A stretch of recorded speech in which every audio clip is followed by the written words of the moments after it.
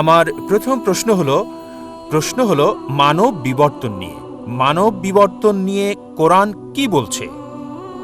কারণ একজন মানুষ স্বাভাবিকভাবে চিন্তা করুন, আদম এবং ইভ প্রথম মানুষ, মানে মানব বিবর্তনের কারণ। যদি সেই দিক থেকে ভাবেন, এখন আদম আর ইভ তিনি আমাদের আদি আদি আদি আদি পিতা, আর বলতে পারি আমরা পুত্র আর কন্যার ন্যায় তাদের। তাহলে কিভাবে আমরা নিজেরা আপন ভাই বোনদেরকে বিয়ে করছি? ভাই প্রশ্ন করলেন যে বিবর্তন সম্পর্কে কোরআন কি বলছে। আমরা এসেছি একটি কমন উৎস, আদি আদি আদি পিতামাতা আদম ইভ থেকে। তিনি বিবর্তনবাদ সম্পর্কে বলছেন না, এটা সৃষ্টি সম্পর্কে। ভাই আমি একজন মেডিকেল ডাক্তার, MBBS পাশ করেছি। যখন বিবর্তন সম্পর্কে আপনি বলেন বিবর্তন তত্ত্বের, তখন ডারউইনের তত্ত্ব আপনি ভাবতে থাকেন। ঠিক, আমরা বানর থেকে এসেছি। যদি প্রশ্ন এটা হয় তবে আমার ভিডিও ক্যাসেট দেখতে পারেন, কোরআন ও আধুনিক বিজ্ঞান, সেখানে বিস্তারিত বলেছি যে সেই থিওরিটা ভুল প্রমাণিত হয়েছে, ডারউইনের থিওরি। আপনার প্রশ্ন হলো, যদি আমাদের উৎস হয় একই আদি আদি আদি পিতামাতা আদম এবং ইভ, তবে কিভাবে আমরা ভাই বোনের মাঝে বিবাহ দেই? এটা আপনার প্রশ্ন। ঠিক, এটা বানরের সাথে সংশ্লিষ্ট না, নয়। এটা বানরের সাথে সংশ্লিষ্ট। বানরের প্রশ্নে কোরআন এবং আধুনিক বিজ্ঞান দেখতে পারেন। আল্লাহ বলেন পবিত্র কোরআনের সূরা হুজরাতের 49 নম্বর সূরা 13 নম্বর আয়াতে, ইয়া আইয়ুহান নাসু ইন্না খালাকনাকুম মিন যাকারিন ওয়া উনসা ওয়া জাআলনাকুম শুউবান ওয়া কাবাইলা লিতাআরাফু ইন্না আক্রামাকুম ইনদাল্লাহি আতকাকুম ইন্নাল্লাহু আলিমুন খাবীর। হে মানব জাতি, আমি তোমাদের সৃষ্টি করেছি এক জোড়া পুরুষ এবং নারী থেকে। আদম এবং ইভের কথা বলছে, আল্লাহ তাদের শান্তিতে রাখুন। হে মানব জাতি, আমি তোমাদের সৃষ্টি করেছি এক জোড়া নারী এবং পুরুষ থেকে, এবং তোমাদেরকে বিভক্ত করেছি জাতি ও গোত্রে, যাতে তোমরা একে অপরকে চিনতে পারো, একে অপরকে মন্দ বলবে না। আল্লাহ তাআলার কাছে সেই বেশি সম্মানিত যার তাকওয়া বেশি, খোদাভীরুতা আছে। এবার আপনার প্রশ্নে আসি, যদি আমরা একই উৎস আদি আদি আদি পিতামাতা থেকে আসি, তবে কিভাবে আমরা ভাই বোনদের বিয়ে করছি? এখন বিজ্ঞান আমাদের বলে, যদি আপনি আপনজন ভাই বোন বিয়ে করেন তবে জেনেটিক সমস্যাটা খুব বেশি দেখা দিতে। এ কারণে ইসলাম সহ অন্যান্য প্রধান ধর্মগুলোতেও আপনজন ভাই বোনের মধ্যে বিয়ে করাটা একেবারে নিষিদ্ধ। আপনজনকে বিয়ে করা এটা নিষিদ্ধ। কোরআন বলছে সূরা নিসা 4 নম্বর সূরা 22, 23, 24 নম্বর আয়াতে বলা হয়েছে, তোমাদের জন্য বিয়ে নিষিদ্ধ তোমাদের মাকে, তোমাদের ফুফুকে বিয়ে করতে পারবে না, তোমাদের খালা, আপন বোনকে বিয়ে করা বৈধ নয়। এভাবে আপনদের নাম বলা হয়েছে, একেবারে রক্তের কেউ। এটা কোরআন নিষিদ্ধ করেছে, অনেক ধর্মই নিষিদ্ধ করেছে। এবার চলুন আত্মীয়দের মাঝে বিয়ে করার বিষয়ে একটু জেনে দেখি। এটা ইসলাম নিষিদ্ধ করে না। তৃতীয়, চতুর্থ, পঞ্চম স্তরে অধিকাংশ ধর্ম নিষিদ্ধ করে না, কিন্তু কিছু ধর্ম আপন চাচাতো ভাই বোনের মধ্যে নিষিদ্ধ করেছে। বর্তমান সময়ে বিজ্ঞান আমাদের বলে যে যদি আপনজনদের মধ্যে বিয়ে হয় তাহলে ভাই বোন, ফুফু, খালা, জেনেটিক সমস্যার সম্ভাবনা অনেক বেশি থাকবে। আর যদি এমন হয় যে চাচাতো ভাই বোনের মধ্যে, তখন সম্ভাবনাটা কম থাকে, তবে আছে। তৃতীয়, চতুর্থ আর পঞ্চম স্তরে কোনো সমস্যা নেই। যদি আপনি অপরিচিত কাউকে বিয়ে করেন, সম্পর্কের বাইরের কাউকে, অপরিচিতদের মধ্যে, তারপরও জেনেটিক সমস্যা হতে পারে, এটা অন্য বিষয়, কিন্তু হতে পারে। সুতরাং কোরআনের এই আয়াত যেটা বলছে আদম এবং ইভ আমাদের সবার আদি আদি উৎস, এর জন্য আমরা সবাই মানবজাতি, ভাই ভাই। ইয়া আইয়ুহান নাস, আমরা সবাই মানুষেরা ভাই ভাই। এই মানবতার ভাই ভাই হিসেবে যদি নিয়ম মেনে বিয়ে করা হয় তাহলে কোনো সমস্যা নাই। আমি আপনার সাথে একমত, যদিও সব মানুষই আপনার ভাই বোন হতে পারে, তৃতীয়, চতুর্থ, পঞ্চম, দশম, শত শত, হাজার হাজার, লক্ষ লক্ষ, যাই হোক, আমরা হচ্ছে একটা বড় পরিবার, কিন্তু তাদেরকে বিয়ে করতে কোনো নিষেধ নাই, এমনকি বৈজ্ঞানিকভাবেও কোনো সমস্যা নাই। শুধু আপনজনদের মাঝে বিয়ে করলে আপন ভাই বা আপন ফুপু, আপন খালা, জেনেটিক সমস্যার সম্ভাবনা রয়েছে, কিন্তু অন্যদের ক্ষেত্রে নাই। তাই আমি আপনার সঙ্গে একমত, আমরা সবাই মানবজাতি, মানুষ হিসেবে ভাই ভাই, তবে তাদের বিয়ে করতে সমস্যা নাই, ইসলামে নিষেধ নাই, এমনকি বিজ্ঞানও সমর্থন করে। আশা করি আপনার উত্তরটা পেয়ে। একটা প্রশ্ন নিতে পারি আমার বাম দিকের ভাই থেকে? আমি মিস্টার রবীন্দ্রন, একজন সমাজকর্মী। আমি পিস অর্গানাইজেশনকে ধন্যবাদ জানাই এবং বন্ধু এরিয়ার ইঙ্গারকে।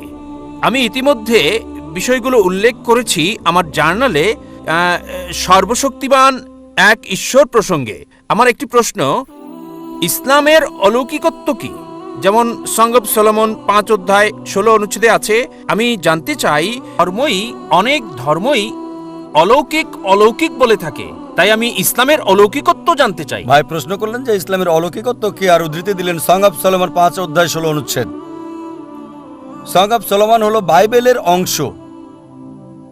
সং অব সলোমন বাইবেলের ওল্ড টেস্টামেন্টে আছে, হিব্রুতে আছে। حكم ومتكم بكل محمدم زيدودي زيراي بين جيروسلم এটা হিব্রু ধৃতি, আমি মূল থেকে বলছি কারণ অনুবাদ ভুল হতে পারে। حكم ومتكم بكل محمدم زيدودي زيراي بين جيروسلم যার অর্থ সে অতি মনোরম, সে প্রশংসিত, সে আমার প্রিয়, হে ইসরায়েলের সন্তানেরা। মূল থেকে বলছি কেন?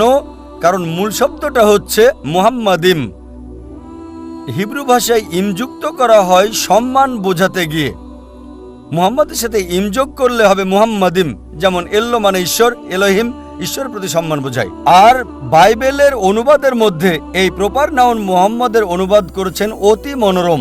কিন্তু সং অব সলোমন অধ্যায় 5 অনুচ্ছেদ 16-তে সর্বশেষ ও চূড়ান্ত নবী মুহাম্মদ সাল্লাল্লাহু আলাইহি সাল্লামের আগমন সম্পর্কে তার নাম সহ বলা হয়েছে। এবার আসি আপনার প্রথম প্রশ্নে, ইসলামের অলৌকিকত্ব কি? ইসলামের অনেক অলৌকিকত্ব রয়েছে। যদি সহিহ হাদিস পড়েন, সেখানে 300-রও বেশি অলৌকিকত্বের কথা উল্লেখ আছে যেগুলো নবীজি করেছিলেন। তবে যে অলৌকিকত্ব নিয়ে গর্ব করি তা হচ্ছে পবিত্র কোরআন। এটা হচ্ছে ইসলামের অলৌকিকত্ব।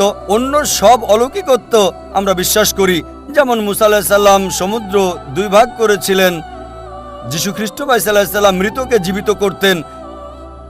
কিন্তু এখন যদি দেখতে যাই, সেই সময় কি যেতে পারবো যাচাই করতে সমুদ্র ভাগ করেছিলেন কিনা? সেই সময় লোকজন মানত, আপনি মানবেন, আমি মানব। একই কথা অবিশ্বাসীদের ক্ষেত্রে অতীতে ফিরে যেতে পারবে না আর যাচাই করতে পারবে না মুসা আলাইহিস সালাম সমুদ্রকে 2 ভাগ করেছিলেন কিনা, যিশু মৃতকে জীবিত করেছিলেন কিনা, নবীজি মুহাম্মদ সাল্লাল্লাহু আলাইহি সাল্লাম চাঁদকে ভাগ করেছিলেন, কিন্তু সেই সময়ে যেতে পারবেন না।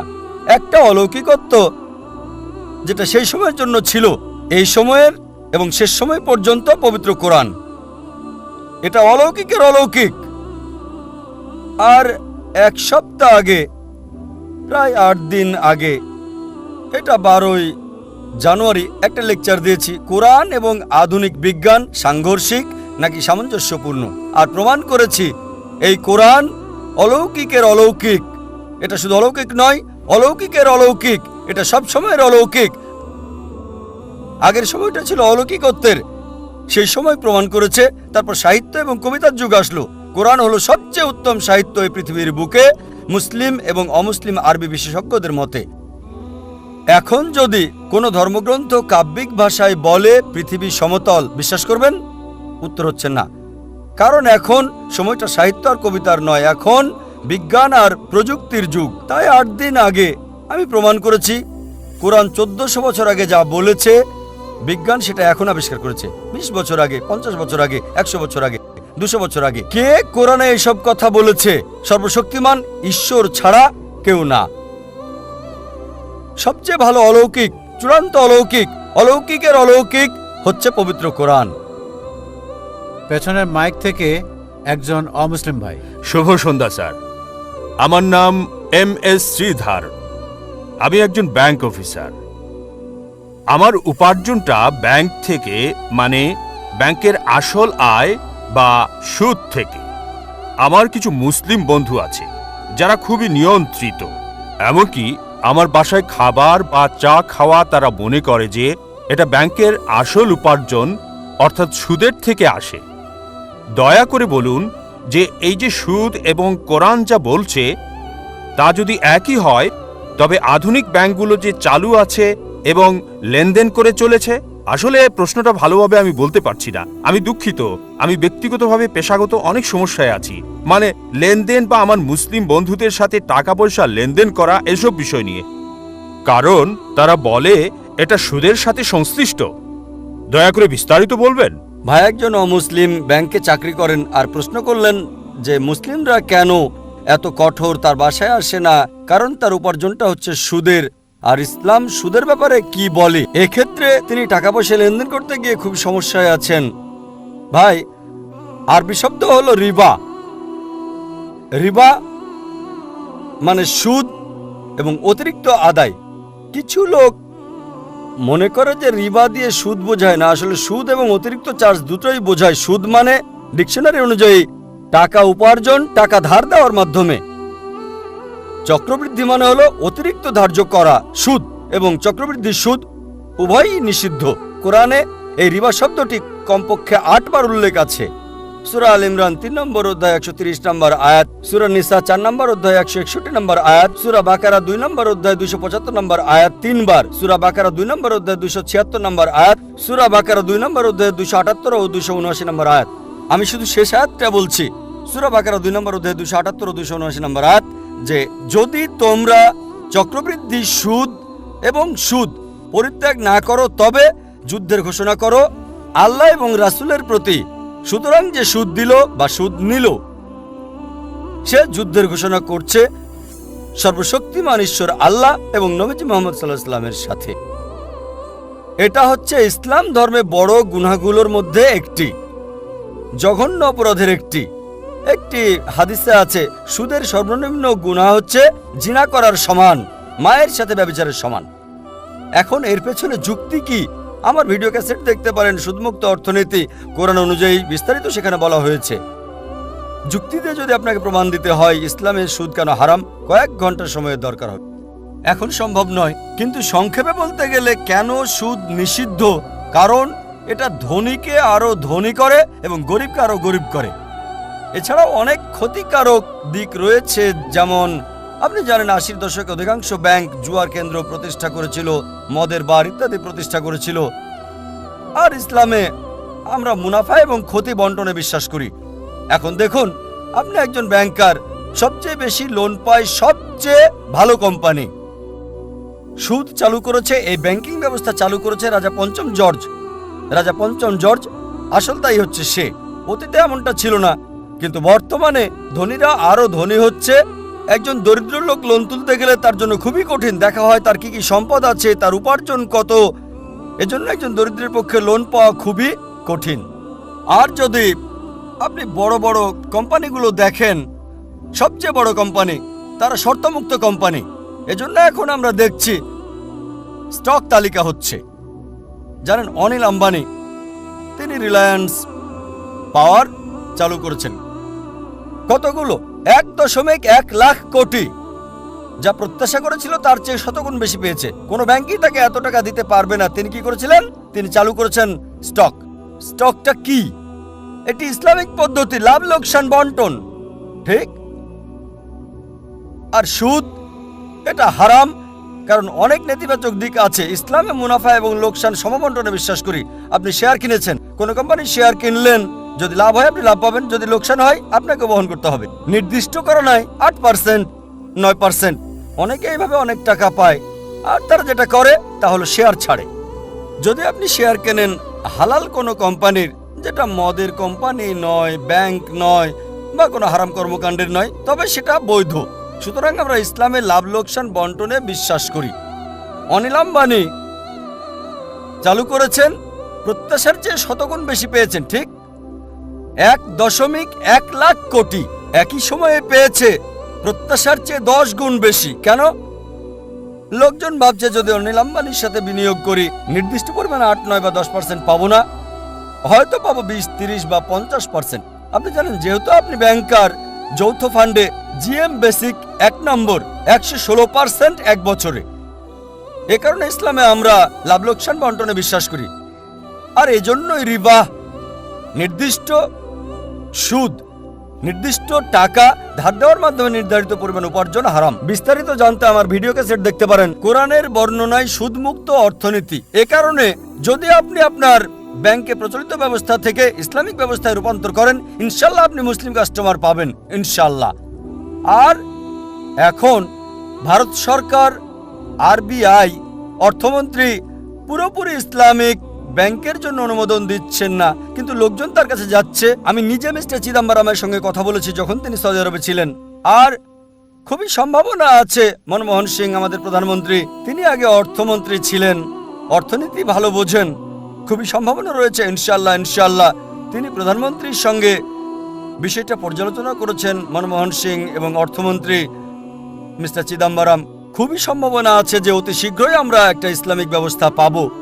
আর আপনি কোনো ইসলামিক ব্যাংক দেখে তাতে যুক্ত হন। এই কারণে আপনি দেখবেন সিটি ব্যাংক ইসলামিক ব্যাংকিং চালু করেছে, HSBC ইসলামিক ব্যাংকিং চালু করেছে, অধিকাংশ আন্তর্জাতিক ব্যাংকেই ইসলামিক ব্যাংকিং চালু করেছে। কেন? কারণ তারা দেখেছে তারা অধিক মুনাফা পাবে এবং গ্রাহকদেরও বেশি মুনাফা দিতে পারবে। এটা ইসলামিক।